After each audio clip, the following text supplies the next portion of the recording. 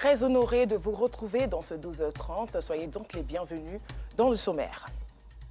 Le troisième étage d'un immeuble part en fumée au quartier Atoban dans la commune de Cocody. Bilan, plusieurs dégâts matériels, aucune perte en vie humaine. Le ramadan constitue l'un des 5 piliers de l'islam. Toutefois, certaines personnes obtiennent des dérogations qui leur permettent de ne pas jeûner. Qui sont-ils? Que vivent-ils? Les réponses dans le développement de ce journal. La ville d'Abidjan connaît une vague d'incendies. Après les quartiers d'Abobo-Baoulé et de Yopougon-Cité-Paix, le quartier Atoban, dans la commune de Cocody, est touché à son tour. Le troisième étage d'un immeuble a pris feu, causant d'énormes dégâts matériels. Aucune perte n'est à déplorer. Colette Ilboudo, notre reporter, était sur les lieux. C'est un drame qui vient de frapper la famille Dramera à Atoban, dans la commune de Cocody. L'incendie s'est déclaré aux alentours de 10h00 ce matin dans cet immeuble R+3. Les flammes ont ravagé 3 appartements du 3e étage. De nombreux biens matériels sont partis en fumée. On m'a appelé vers 10h pour dire qu'il y a un feu qui est venu ici. En même temps, j'ai pris ma voiture et je suis venu. Où c'est parti là? On ne prépare pas là-bas. On ne fait rien là-bas. Nous étions là, derrière à la cuisine, en train de faire la cuisine pour le ramadan. Et puis, subitement, les enfants sont venus pour nous dire qu'il y a le feu, crier au feu. Nous aussi, nous sommes sortis. Subitement, on a vu fumer en haut, en train de sortir. Nous sommes sortis. Et puis, subitement, notre Karamoro, l'imam de la maison, a appelé le pompier. Il y a eu beaucoup de dégâts matériels. La chambre même complètement a été détruite. Au salon, les fauteuils, télévision, tout. Alertée, une équipe des soldats du feu s'est rendue sur les lieux pour circonscrire les flammes. Il s'agissait d'un feu sur l'immeuble à usage d'habitation au R+3. Donc le feu se situait au 3e niveau et nous avons procédé à l'extinction. Nous avons constaté que l'incendie était déjà à son paroxysme, je peux m'inspirer ainsi. Et nous avons établi des lances, comme on le dit dans notre jargon, pour pouvoir l'éteindre. Le feu est circonscrit, il est carrément éteint. Bon, nous allons maintenant procéder au déblai pour pouvoir parfaire maintenant l'extinction et laisser la charge aux parents et à la police pour pouvoir mieux mener les enquêtes. Après 4 heures de bataille, les sapeurs-pompiers militaires ont pu éteindre le feu vers 14h. L'incendie n'a fait aucun blessé et aucune perte en vie humaine. Pour l'heure, les causes de l'incendie restent inconnues. Les enquêtes sont en cours. À présent, une note de religion dans ce journal. Dans ce mois de Ramadan, de jeûne de Ramadan, qui est habilité à jeûner, quelles sont les raisons? Existe-t-il des moyens de compensation? Ces réponses, nous les aurons dans ce reportage de notre reporter Asita Sogodogo, qui a rencontré de nombreux musulmans qui peinent à observer le jeûne. À Bobo, 4 étages, il est 7 heures. Yéon, atteint de diabète depuis 20 ans, prend son petit déjeuner et ses médicaments. Depuis 5 ans, cette maladie l'empêche d'observer le jeûne du mois du Ramadan. Je prends mon insuline le matin, après avoir le contrôle. Je suis obligé de prendre un petit déjeuner pour équilibrer mon sang. Et c'est ce qui fait que je ne gêne pas. Et pour ne pas gêner, il faut faire un don à des pauvres personnes qu'on connaît dans le quartier. Ça peut être des veuves, ça peut être des orphelins. Et il faut leur donner à manger. On dit que c'est 1 kilo par jour. Mais il faut ajouter de l'argent pour que la personne aille acheter la sauce, la viande pour manger. Et ce que généralement je fais depuis des années. Comme Yéon, quoique son épouse, elle aussi musulmane, vit les mêmes réalités. Contrairement à son époux, quoique souffre des mal de nerfs. En 2017, j'ai eu un nerf sciatique, un hernie discale et puis l'arthrose. Donc, je fais des traitements. Le jeûne, j'ai essayé l'année dernière. Jusqu'au soir, je ne me suis pas sentie bien. Donc, j'ai préféré sursoir à ça et donner à manger aux nécessités. Si certains fidèles n'arrivent pas à jeûner du fait des maladies métaboliques, Fanta, toujours dans la commune d'Abobo, a quant à elle subi une opération chirurgicale. Conséquence, pas de jeûne pour ce mois de Ramadan. À la suite d'une opération due à un mal de ventre, le médecin m'a déconseillé de jeûner. Et pour compenser ces jours de jeûne manqués, Fanta doit s'acquitter de l'aumône obligatoire. Et aujourd'hui, c'est une veuve qui en bénéficie.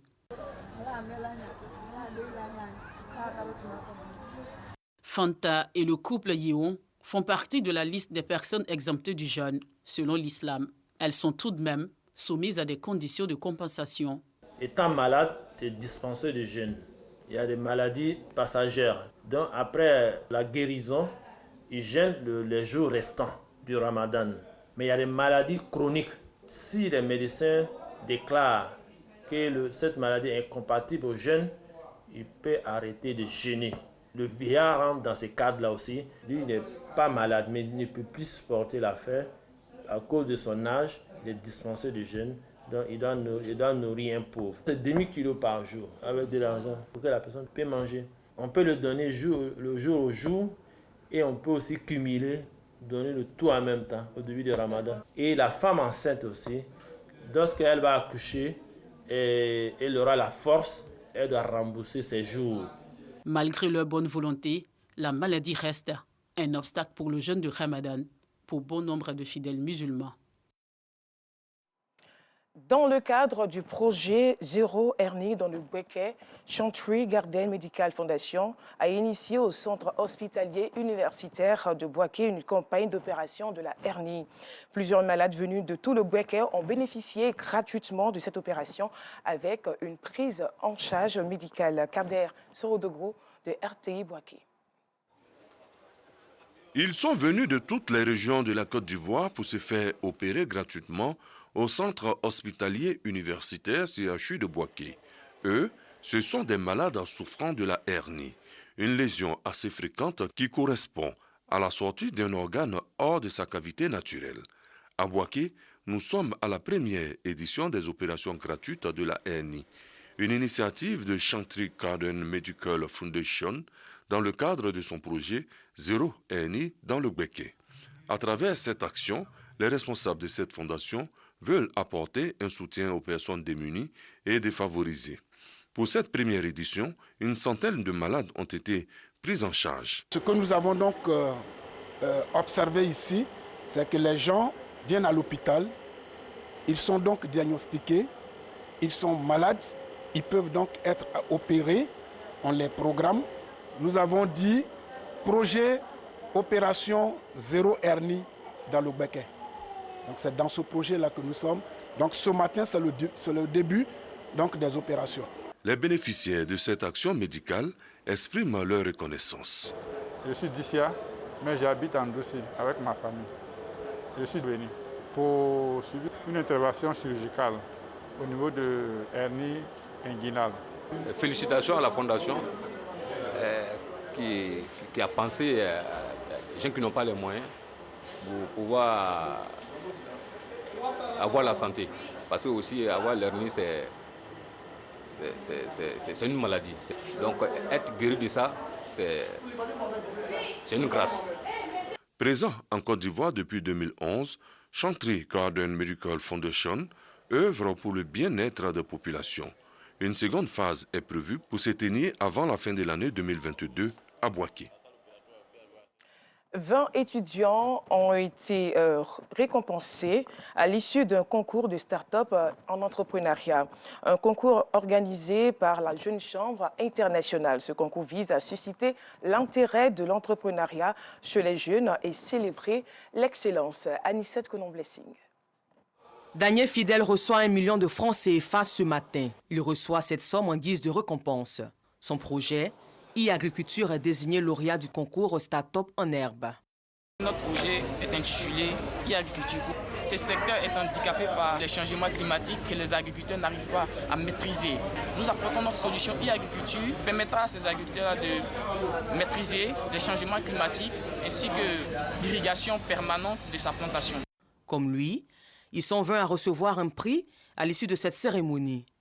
Le concours Start-up Entrepreneur en herbe est initié par la JCI Abidjan Cocody. Il vise à célébrer l'entrepreneuriat et l'excellence.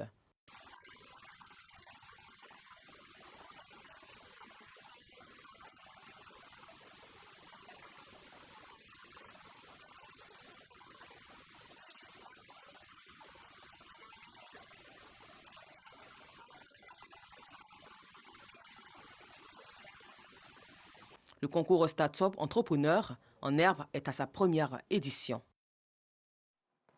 Non à l'incivisme en cette période de fête de Pâques. C'est le message de la Coordination nationale des gares routières de Côte d'Ivoire aux conducteurs. Une annonce faite au cours d'une conférence de presse à son siège dans la commune d'Adjamé, Bintou Pekele.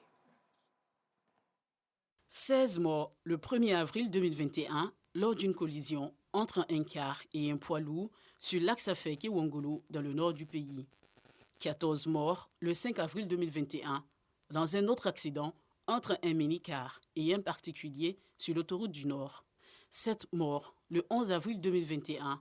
Au nombre des victimes, des élèves qui rentraient des congés de Pâques dans le département de Kani, dans le nord-ouest du pays. 10 morts et plusieurs blessés graves le 22 avril 2021 sur l'axe Yopougon-Ndotré, une collision entre un camion remorque, un Gbaka, et un taxi au Carrefour Bandji. Au total, 47 morts pour le seul mois d'avril 2021 pendant les congés de Pâques. Des pertes de trop que la Coordination nationale des gares routières de Côte d'Ivoire souhaite stopper en cette période de Pâques 2022. En tant que structure citoyenne et responsable, il paraît incongru pour la CNGRCI de rester les bras croisés à quelques jours seulement de cette fête. L'année passée, le tableau a été sombre. La pilule amère à avaler car tout le mois d'avril 2021 a été émaillé d'accidents. Le président du CNGRCI en appelle à la responsabilité de tous. Les faux permis de conduire sans aucune formation dans une auto-école, l'alcool au volant, la commercialisation d'alcool frelaté dans les gares routières, les excès de vitesse, la fatigue des conducteurs, les dépassements inopinés, le manque de conscience professionnelle, autant de disciplines qui sont désormais érigées en règle d'or sur nos routes. Il est temps qu'on se réveille tous dès maintenant pour juguler ce fléau qui endeuille chaque jour des familles, ruine des espoirs et brûle des vies. En cette période de Pâques, la Coordination nationale des gares routières de Côte d'Ivoire exhorte avec la dernière énergie d'ailleurs tous les conducteurs et chauffeurs à la réduction obligatoire des vitesses et leurs limitations, à couper le moteur dès que la fatigue commence à se faire sentir, à ne pas toucher au volant en état d'ivresse et à s'assurer du bon état du véhicule avant toute conduite. Cette conférence était aussi une opportunité pour la coordination des faits des dons à l'occasion du jeûne musulman. Créée en 2003, la Coordination nationale des gares routières de Côte d'Ivoire enregistre 11 000 adhérents sur toute l'étendue du territoire. En culture, le lancement de la 14e édition du Festival de musique urbaine d'Anoumabo, FEMUA, s'est tenu ce 12 avril. Cette rencontre musicale grandeur nature se tiendra du 10 au 15 mai prochain à Abidjan et San Pedro, avec pour thème cette année l'entrepreneuriat et l'employabilité. Pays invité, la République démocratique du Congo. Asita Sogodogo.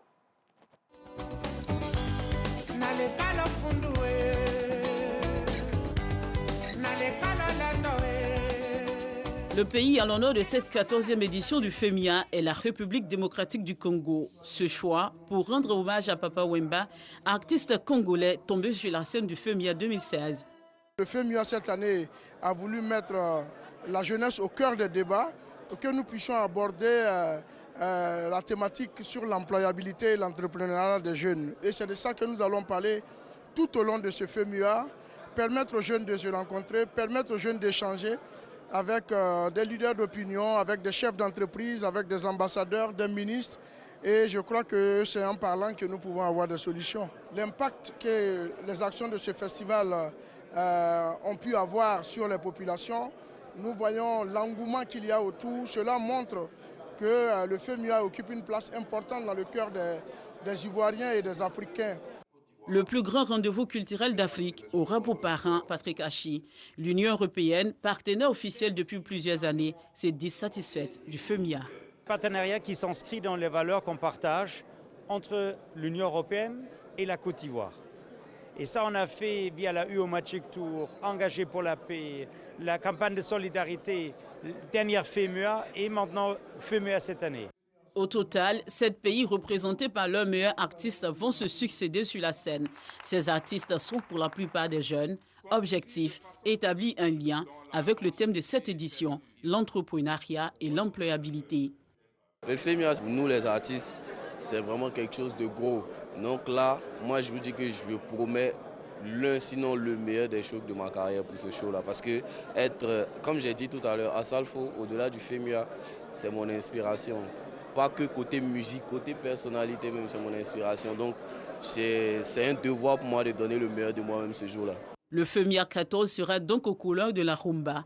Et la rumba soufflera sur San Pedro et Abidjan du 10 au 15 mai prochain avec le FEMUA Foot et le concert géant de clôture. Ce journal est la réalisation du travail de toute une équipe. Merci de l'avoir suivi. Prochain rendez-vous de l'information, le flash et la grande édition à 19h30 avec Afisiata Karamukodoso.